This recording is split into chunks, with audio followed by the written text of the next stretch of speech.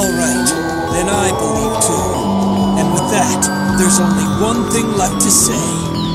Let's rev it up! Alright guys, welcome back. Okay, so I want to talk about a topic that I think it's a bit obvious, but I'm not sure if people can completely understand and comprehend the reason why. And why do you hate this deck? And why people just, why it holds this bad reputation of it taking too long, or it's very reliant on going first, or why. I mean, of course, those are all true, but that's just the strategy of the deck. And of course, people can point out the weakness, but of course, it has an amazing strength, which means its strength are establishing an insane board that your opponent has to battle through. Like, instead of you having Dimension Barrier, strike, warning, you have Synchros that are really confronting, that have effects that pretty much act as solemn strike, act as warning, act as a disruptor. And people can't seem to understand that to get that board requires time, which means it's a bunch of sequences. Of course it'd be easier to just make something, but but by then it's like you kind of have that already. And I think that's what makes this deck so versatile, where top tier decks, like, they'll have, it's a generic setup. You like the past 3 decks that I'm more familiar besides Paleo, ABC, Zoo, and Metalfoes. Like, they all have a certain similar establishment where they're not too different. It's like they have, like ABC, they set up their Buster Dragons, set yours, hopefully drawn to their strikes or open up the strikes and disrupt your opponent that way, and then next turn go for game. Same thing with Zoo. It's like you just have to open up with the Jarden setup, and then hopefully end with your strikes or barriers, and then like even drawn to your hand trap if possible.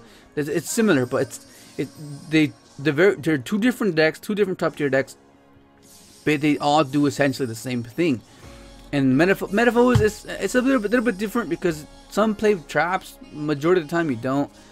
But in a way, the full Metalfoes fusion acts as a trap because it gives you Alkahest. So that one's a bit different, I think. But it's you get what I'm saying, right? They all have the similar establishment of that generic setup, and the reason why it's not as confronting as this deck, because you have to think about it. You're showing your opponent your entire hand. There's like no hidden secrets. It's just you have what you have, and that is what it is. Unless you set back, or like unless this build where you can, I guess, surprise them with a Dark Law. But like let's say you don't have no surprises. Majority of the time you don't have any surprises. You show them everything you have, and you pretty much telling them, if you can respond to this, it's done. Like this is all I have. This is the best I can come up with. Try to break it. If you can't, then I'm gonna win. This is my strategy. This is what I went with. This is the deck I chose. So why are you getting upset? You chose the deck you chose. It makes no sense. Like, it literally makes no sense. It's just that I think some people can't really articulate or give like a proper reason of why, and it can be a bit silly at times. But then you have to understand, people have feelings, they have emotions, and they all react a certain way. So you can't really take it to heart. You have to allow them to react the way they react. They have the right to react the way whatever way they react. But of course, if it gets over the line, then that's when you can explain yourself and justify yourself. But then again, like the audience that this game has, it can come with some immaturity, so you have to keep that in mind as well.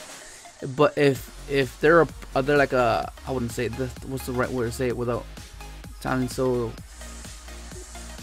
bad, you can point out who has reason, who doesn't. So it's just, I guess, a self-judgment type of thing. If you have a good judgment, a good call, then you'd be able to pull it off.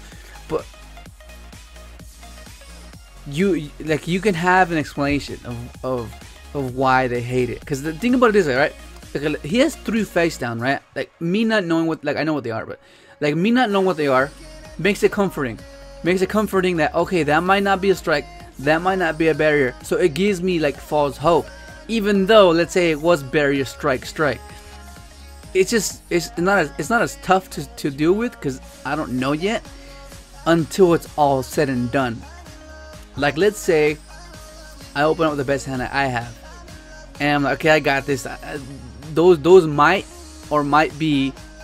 not or might be strikes or barrier. But the simple fact that I don't know that yet, it's not guaranteed I have a chance. And people feel like that's more comforting, and people can be at ease with that until it's all said and done. Be like, oh, well, you had freaking barrier and double strike. I mean, I can't win through that.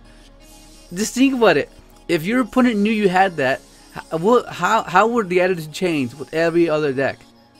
It wouldn't. It would be the exact same thing, because they know what they have to do with. They know everything you have. So it's like, so I mean, I guess this is like a way to explain to you, so you can kind of have like some sort of reason to give, if you feel it's worth. Let me put the deck list. Okay, here's the deck list. Nothing's changed. See if it's worth justifying. Of course, like you're not gonna justify yourself with someone that's completely immature. Like you just can't. You gotta. That's what you gotta pick and choose to see who do you want to justify it to.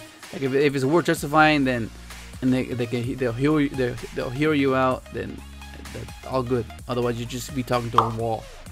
But anyways, nothing's changed. Everything's the same thing. I really like it so far, but I think I want to end up cutting one of these guys and putting one at least, because it just makes the option of having a 1-card Dark Law, and that's just really good.